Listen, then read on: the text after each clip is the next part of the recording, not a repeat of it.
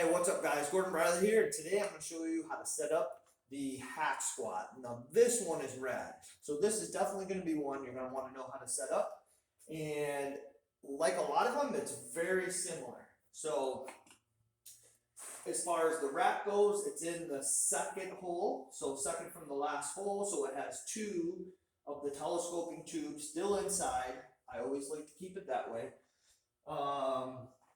So it's all the way extended out, essentially. For me, for my height, the bar is all the way up because when I actually squat down, I need to be able to come all the way up and stand tall. So this is where you guys are going to have to figure it out based on your height.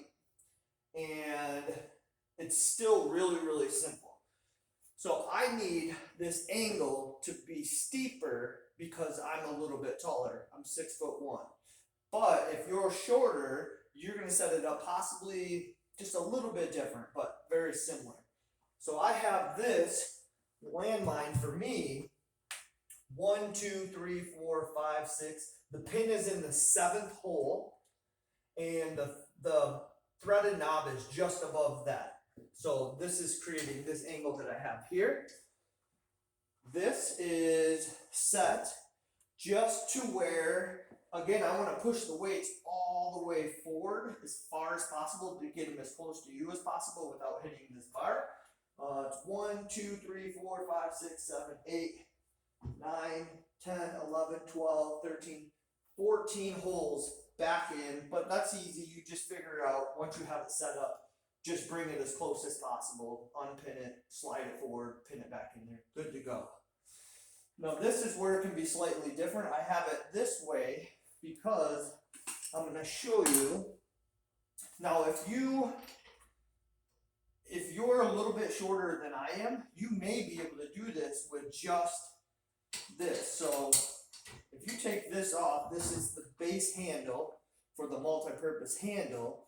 You can either put it here, or if you needed it down a little bit farther, you could put it here. So you can flip that and raise and lower just simply by turning it over.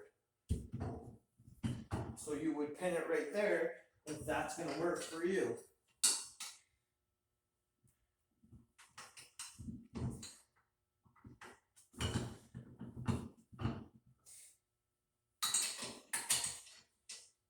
Okay, so then you would take this off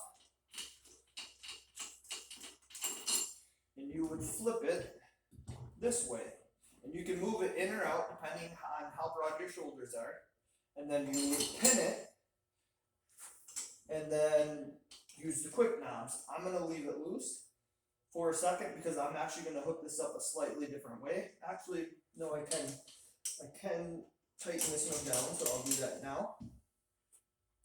But I needed a little more height because I needed to get under this and be able to lift it up and not hit this bar again. So what I did is this is how the foot holding piece comes. And what I'm going to do is unscrew this knob, the adjustment knob. I'm going to take this out, take it right off, and this is going to be my extension to get me this extra height that I need. So I'm taking this off, putting this on,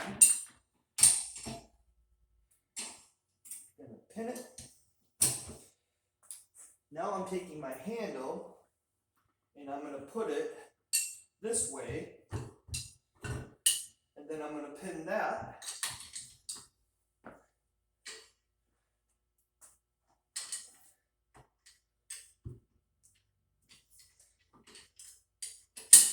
Okay, so that's pinned. Now this will have to be changed, but I can just show you on this. Put it at the width that you want. Mine is the 2nd hole in for my shoulders. That's where I find it most comfortable. And now tighten it down. Just going to adjust this one, match it on this side.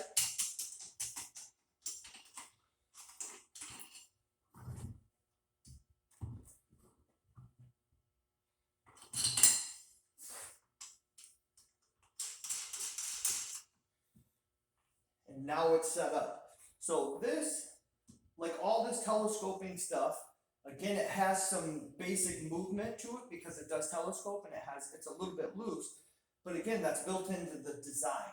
As soon as you tighten things up, it has all the strength that it would ever need, and it locks it down. So it's just a matter of now you're going to slide this to the side and squat. Put it back in here. So again, don't let this fool you into thinking that it's inferior. It's just the way it works. That's what gives us so much adjustability, so much freedom, but it's again different than what people are used to. But you can see how I was able to elevate this a little bit higher because I'm a little bit taller and I need to clear this crossbar. As far as this goes, I have a different pin. This is the upgraded pin. So I put it flush to the top, and this will actually twist to match whatever angle this is on.